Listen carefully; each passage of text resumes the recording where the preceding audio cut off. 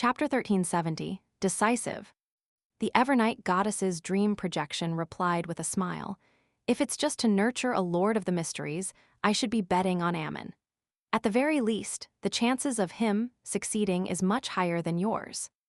Without waiting for Klein to ask any further, she continued with a voice as ethereal as a dream.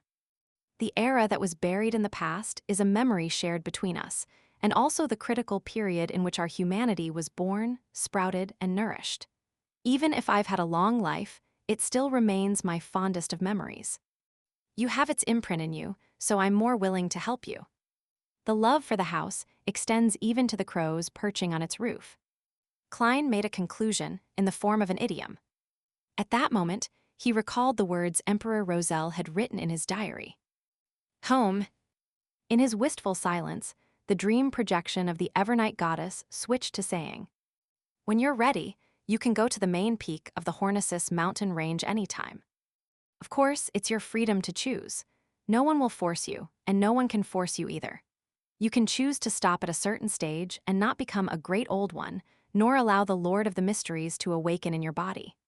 Then, at the last moment of the apocalypse, you can bring the people and objects you want to protect and wander to other planets in other solar systems to avoid the attention of the outer deities and create another civilization." Klein had long thought of this problem. After a moment of silence, he said, "I'm not sure if Roselle had said one thing, you can hide for a moment, but you can't hide forever." He was speaking in Jotun with the Evernight goddess, so it was a little odd when translating the proverb. Escaping was just a temporary strategy. It couldn't be used as a long-term plan. After a pause, Klein continued, "Although the universe is vast and without an end, the outer deities are clearly more familiar with it than we are. They're also stronger, directly representing a certain aspect of the universe. It's very difficult to avoid their pursuit. Besides, even if we succeed, peace will only last for some time.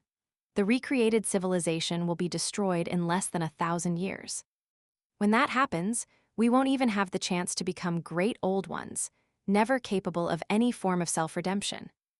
This was because if one wanted to successfully escape during the invasion of the outer deities, they had to give up all the Sephiroth. Otherwise, they would definitely become the focus of their attention. Let alone wandering the cosmos, even withstanding the first wave of attacks was an unknown." The Evernight goddess's dream projection spoke slowly. "Apart from the items ripped from the outer deities, only taking away the uniquenesses and high-sequence beyonder characteristics of the other pathways might not necessarily garner the attention of the outer deities. They wouldn't spend too much time searching. You also said that it's not necessarily the case.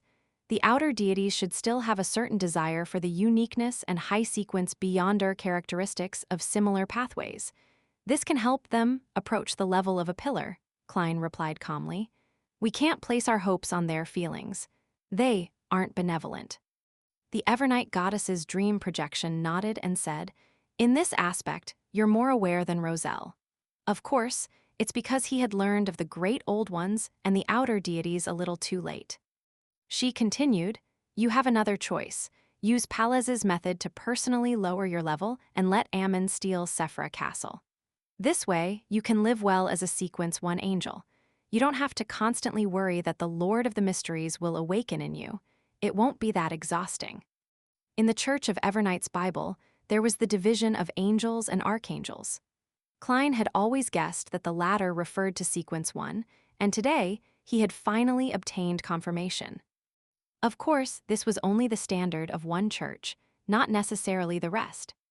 After hearing the Evernight goddess's words, Klein fell silent for a long time before asking, "Can Ammon be trusted?" The Evernight goddess's dream projection said frankly, "I can't give you a definite answer."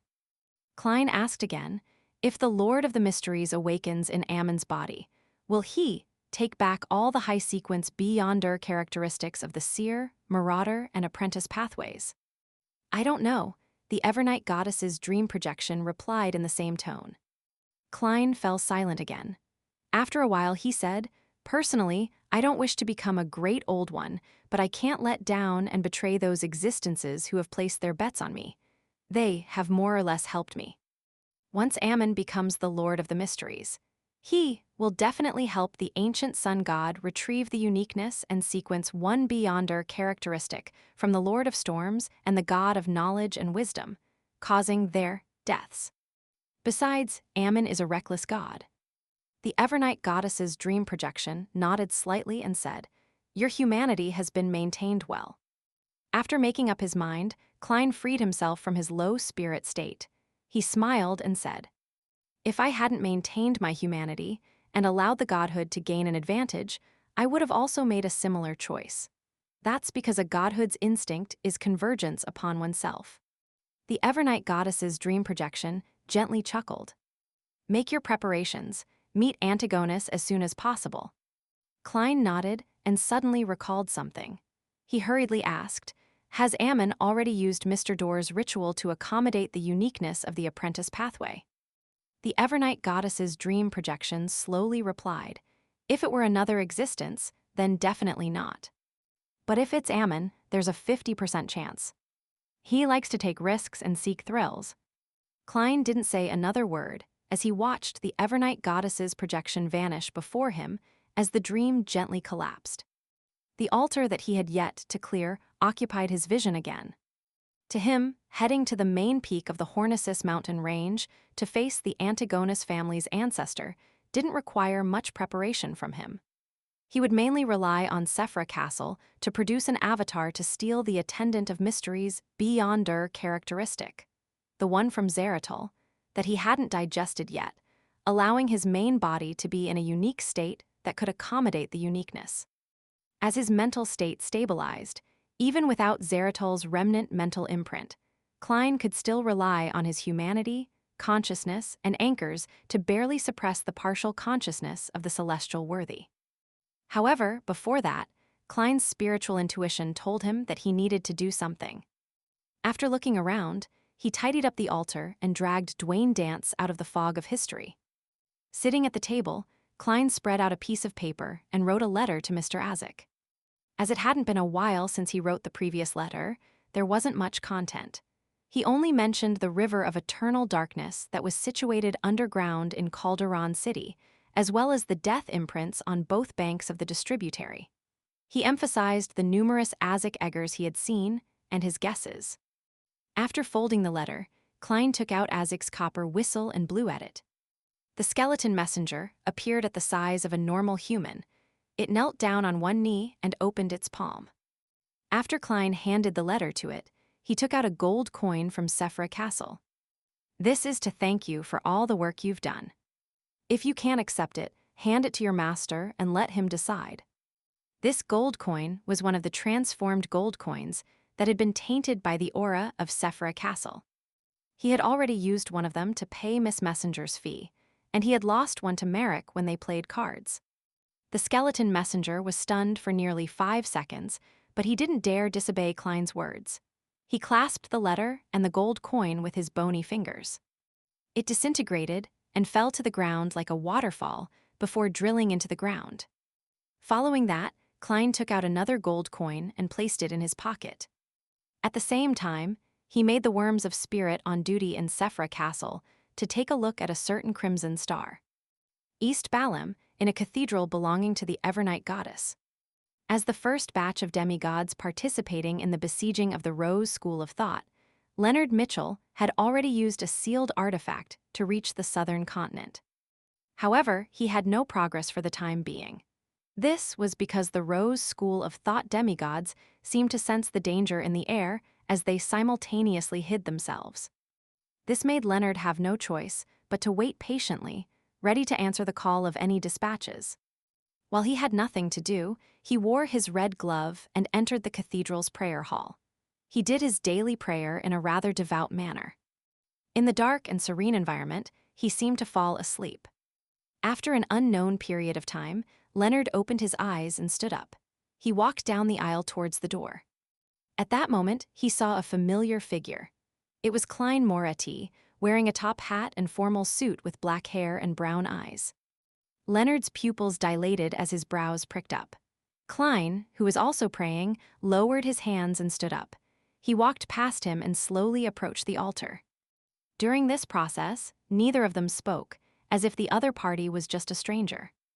After reaching the donation box near the altar, Klein took out a gold coin from his pocket and threw it in with a serious expression. Then he changed direction and left the cathedral from another door. Leonard stood in the middle of the aisle and watched this scene with a puzzled look.